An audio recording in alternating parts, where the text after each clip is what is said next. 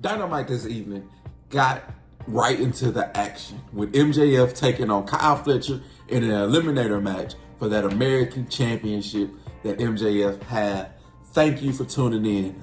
I am Unknown Emperor, bringing you the new up-and-coming wrestling review channel, or wrestling review show, because this ain't the wrestling review channel. I just do wrestling reviews on it. But you tuned in for my wrestling opinion, and I'm here to give it to you. Let me know what you think in the comments down below, but we are going to get right into it. The match itself couldn't get started properly because MJF instantly got out of the ring and was being one of the biggest dicks known to man, because he was demanding and threatening to leave the match if Kyle Fletcher didn't lock up with him. But as soon as he got into the ring and Kyle went for the lockup, MJF kicked him in the fucking stomach. Following that kick, MJF offense was halted and Kyle got a little bit of offense in, but then it got stopped because he had a target on his arm, and MJF was doing everything he possibly can to turn that yellow arm into an orange arm to have that motherfucker blinking red. And then he ended up this sequence after he did an arm drag, after he was flipping the arm over the rope, stomping on the arm. He ended up this sequence with a sit-out powerbomb for the 2 count. With all the momentum in his hands, MJF took a little extra second taunting the crowd. And you don't steal your opponent's taunts, but you also don't taunt the crowd. All this did was rev Kyle up. He ended up hitting a nasty super kick. He got the 10 punches in the corner. He ultimately landed a dive through the ropes into MJF on the outside. And this set up a moonsault that Kyle Fletcher landed, and this got the crowd really into it. After Kyle landed an amazing elbow drop, MJF was back on the attack because he was hitting hammerlock DDTs. He was stomping on the arm again. So right now, Kyle's arm was just a human pinata that MJF was just taking advantage of, trying to get to the candy in the middle. During this exchange, MJF found the time to do a nice little hop tour in Kyle's face, but Kyle didn't take this lying down.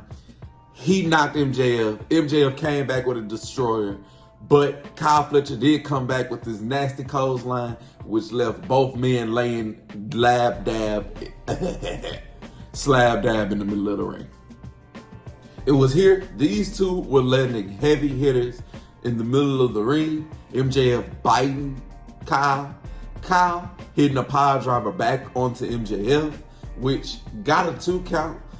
Here, Don Callis, who was on commentary, made his way to the ring side. He distracted the referee and tried to slide a screwdriver to Kyle. Kyle, being a teetering babyface, thought about it, threw the screwdriver out of the ring, but the ref was still distracted. MJF punched Kyle in the balls. He hit a brain buster. 1, 2, 3.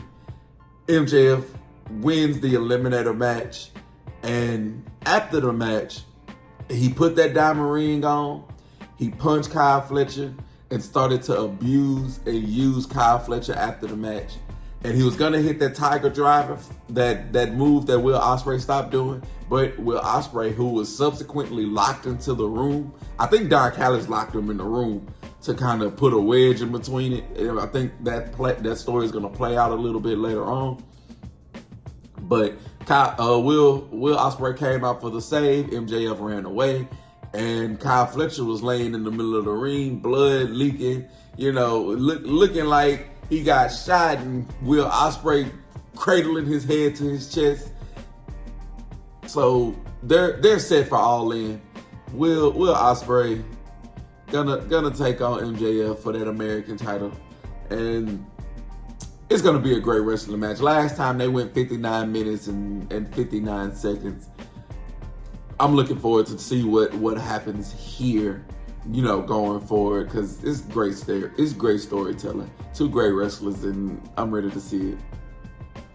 If I were to give this match a rating between MJF and Kyle Fletcher, we're gonna do five stars. It's gonna be out of 5 stars. We'll give it 3 out of 5. Matter of fact, we'll give it a 3.5 out of 5. 3.5 out of 5 stars. Next, we had the glamorous or the infamous, I'm gonna call her the infamous, Mariah May, and she beat Viva Van. I had to look down because it's crazy. Mariah May started off the match with this nasty headbutt, knocked Van out of her socks. She wasn't wearing socks, or she probably was, but we didn't see it. Mariah May was dominating. This match couldn't have gone more than 10 minutes. She was hitting headbutts. She was hitting German suplexes. She was hitting drop kicks. She was hitting big knees. Mariah May had the match won at least 5 or 6 times, but she was doing everything in her power to inflict as much damage onto Miss Viva Van as humanly possible. Even after she hit the sweet cheek music, she had a chance to do the pinfall. She didn't do it. She hit this nasty knee and nasty drop kick in the middle of the ring. She didn't get the pin. She wanted to inflict, so she started raining down elbows. She hit the Mayday. She didn't go for the pin. It wasn't until after she hit the Storm Zero that she ultimately got the 1, 2, 3, and Mariah May takes the victory. But this more or less set up what was happening after the fact. Somebody handed Mariah May a wrapped up gift. She unwrapped the gift. It was a picture of Toni Storm coddling her head. On the back, it said, "Die, Mariah, die." And she turned around to see Toni Storm, who got the jump on Mariah May. And these two had an amazing, now I keep using the word amazing, but that's the only word I can use to describe. A super fragile-catalytic expialidocious pull-apart brawl. And this right here, this feud right here, by far is my most favorite feud that is going on in AEW right now. The layers upon layers, the storytelling, the character development, what side of the fence you're sitting on, the ultimate reveal, everything that is going into this is beautiful. And I can't wait for their match at All In. This match was a squash match, but it did what its intended purpose was to do. If we rated it out of 5 stars, you gotta give it 3. You gotta give it 3 stars. Now, what goes into this rating system, I'll go over it a little bit later. We're just gonna keep this review going. Bad Apple Keith Lee then took on Shibata, who we haven't seen since Keith Lee took him out with smashing his arm in that steel chair. So these two did not stand on ceremony when the bell rang. Matter of fact, Brian Keith got the jump on Shibata before the bell rang and started to attack him. So he picked up essentially where he left off, attacking Shibata. And these two didn't have a long match. It wasn't much to it. They spent the bulk of the match attacking each other's arms, getting one up on each other. Basically, anything you can do, I can do better. You attack my arm, I attack your arm. We both have injured red arms, so it's just to see who can get the most of this exchange. And this match had a very abrupt end because these two were trading blows in the middle of the ring. Shibata laying down elbows, Keith laying down headbutts, and then just kind of like out of nowhere, Shibata put the claw in on Keith, and then he locked in this arm bar, and as soon as he put the arm bar in, Brian Keith was tapping out, and Shibata wins. But as soon as the match ended, Big Bill, the Redwood, and Chris Jericho was on the attack. So these three was attacking Shibata. This led to us getting that bat signal, which was Hook. He made his return to Dynamite. He came down to the ring. He took care of the branches of the learning tree. Him and Shibata was standing tall in the middle of the ring. Me personally, now the match get 1 out of 5 because me personally, I'm tired. I am tired of these individuals together. Think about WWE, Legado del Fantasma, and the LWO. That type. That's what this shit has become. Because I am tired of the learning tree, Chris Jericho. I'm tired of Hook. They just need to stop intertwining with each other. 1 out of 5. 1 out of 5. We're just gonna keep it pushing. Renee was backstage lying to Orange Cassidy.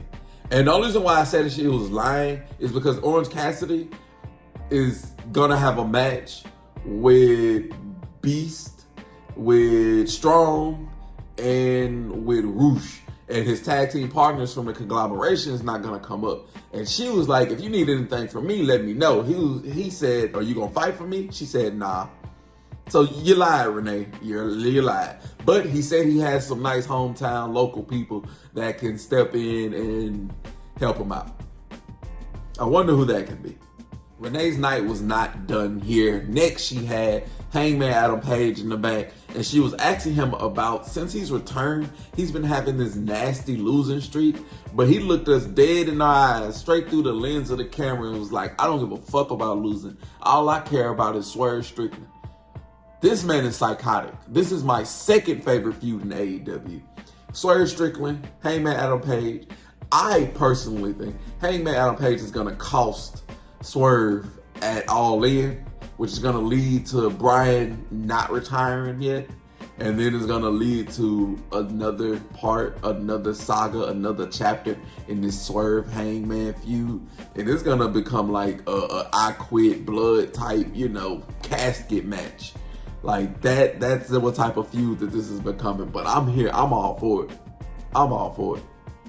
It didn't take us long to see who Orange Cassidy's tag team partners was going to be.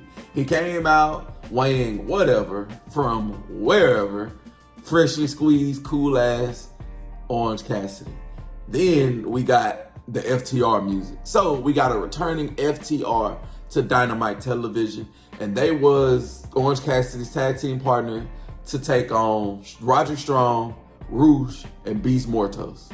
Dax and Strong got us properly started in the ring, where these two was just trading chops, with Dax getting the better of this exchange, which led to frequent tags from our faces.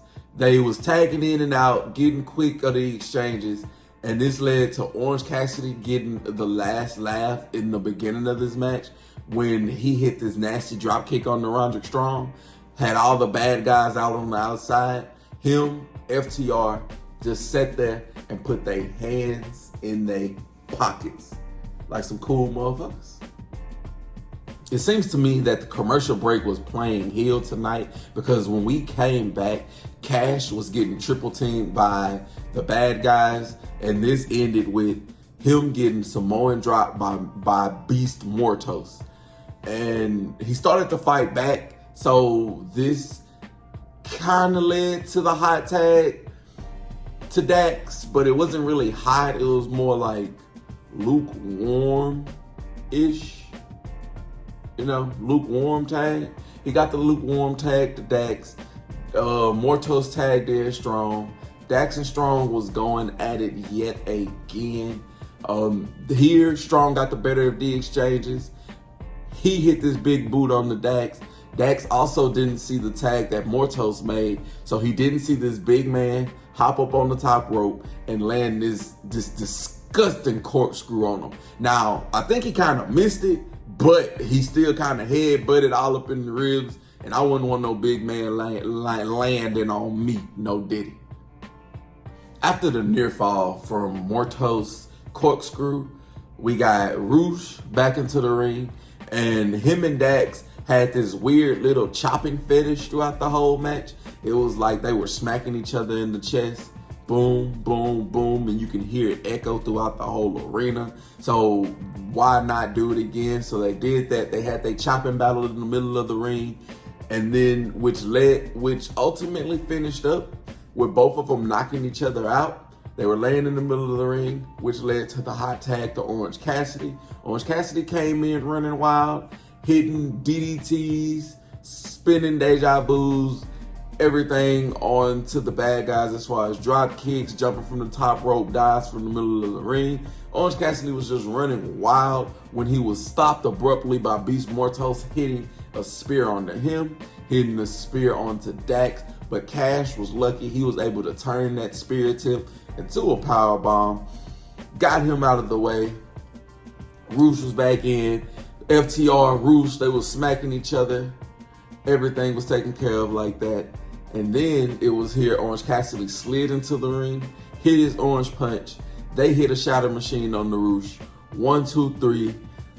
good guys come out on top, but they weren't able to enjoy their victory long because over the weekend, I don't know if y'all heard about it, but the Acclaim and FTR has been going back and forth over who should fight the Young Bucks over those titles. So the Acclaim came out, and we had yet another pull-apart brawl at the end of an AEW match.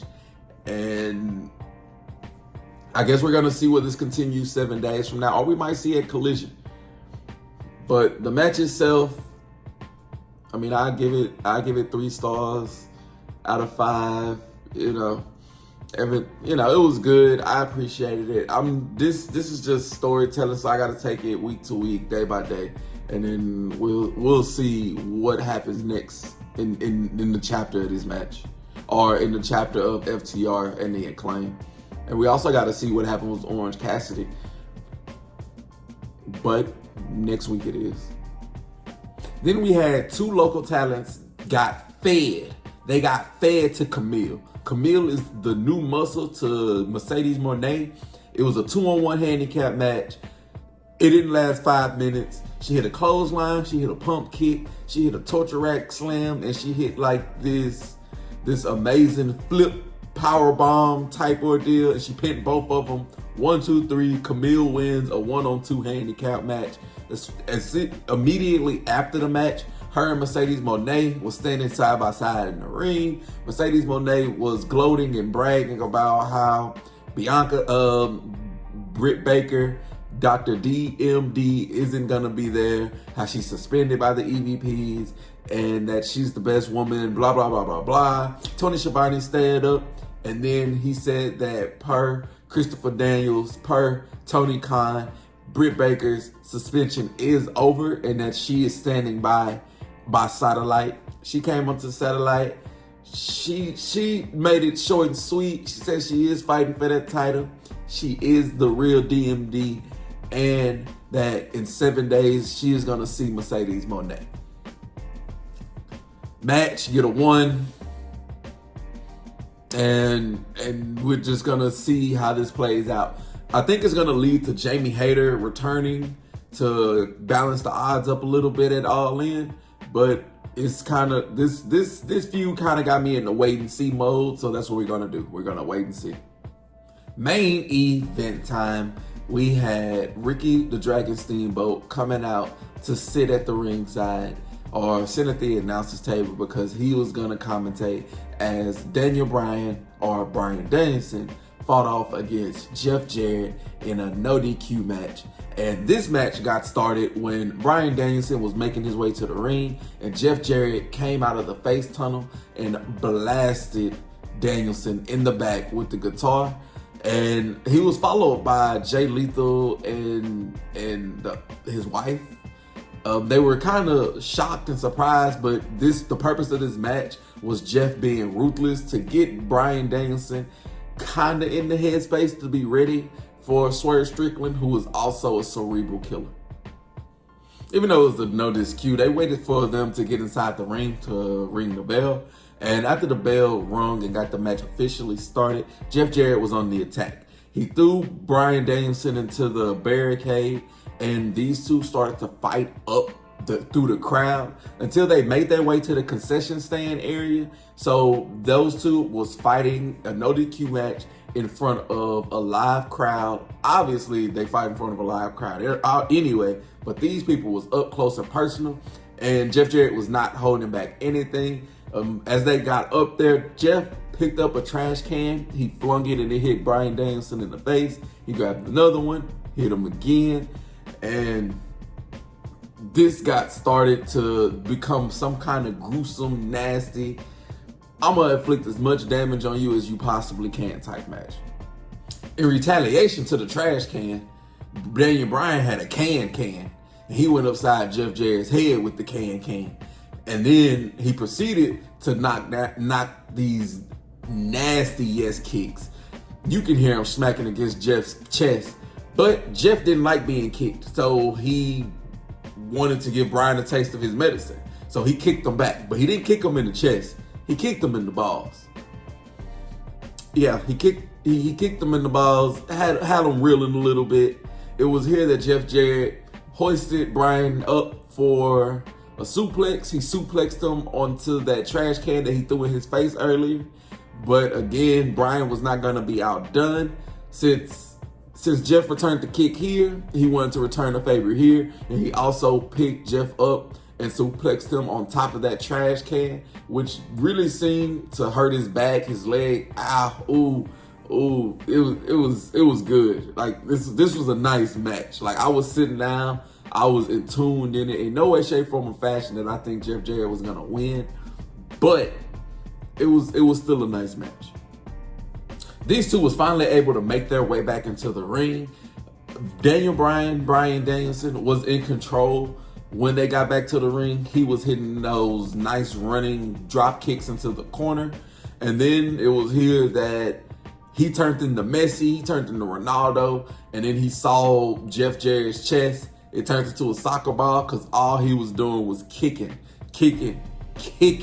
the shit out of Jeff Jarrett's chest. Like he turned his chest into a soccer ball, and he was not missing. Again, Jeff Jarrett was tired of getting kicked in the chest, so he took the chair that was outside when Bryan Danielson went for one last kick, and he flung it and it threw, and then he threw it into Bryan Danielson's knee, which kind of left him limping a little bit.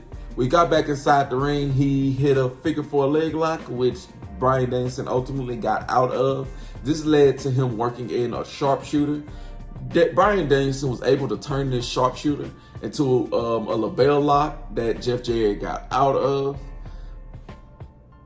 Bryan Danielson tossed Jeff Jarrett into the corner. He grabbed the chair. Then he hit the psycho knee with the chair on the end of his knee, so it kind of got double damage on the Jeff Jarrett. 1, 2, 3. Bryan Danielson wins, and he gets more momentum heading onto his All-In show where it's title versus career. He got endorsed after this match. Ricky the Dragon Steamboat raised the hand of Jeff Jarrett and Bryan Danielson to let everybody know that he was just using this as something to show aggression, but he's still somewhat of a good guy. But it didn't end there. We got top rope. Swerve Strickland, our AEW champion, made his way down to the ring. He said it's three TBS legends. It's Jeff Jarrett, it's Ricky the Dragon Steamboat, and everybody thought he was gonna say Bryan Danielson, but he said it was him, Swerve motherfucking Strickland. Got to the ring, put it all on the table. Like, I see what you're doing here, but if you're this winded, you're this beat up from Jeff Jarrett, imagine what's gonna happen when you fight me. Cause I'm gonna give you that kill shot. I'm gonna show no mercy. I'm gonna be aggressive. I'm gonna do this, and third, cause I'm Swerve Strickland. Can't nobody stop me. I'm the best wrestler in the world right now. I'm doing stuff that can't be done. And then I want to take your legacy. I'm going to take your legacy at All In. And then he said that he gonna get a warm-up match too. So he said he gonna use his warm-up match next week against Wheeler Yuta, who was standing right there. So obviously Wheeler Yuta was feeling disrespected, so they stood up. And they had a nice little staring one-on-one, little eye-to-eye contact to end AEW Dynamite. And I'm looking forward to that match. That match has the potential to be the match of the night. And as they continue to grow and tell this story, I'm going to continue to sink my teeth into it. The match itself, I give it a 3.5. None of the matches on here, I enjoyed every match on here, but none of the matches in my eyes deserve a 4 or 5 star. But not to say that there is none, but none of these on this card. You let me know what you thought about AEW Dynamite. You drop a like, you share it, you subscribe to the channel while you're here. Check out any other videos that I might have, and you let me know in the comments down below what you thought about it and, what you like to see. Y'all have a blessed one. I will see you when I see you.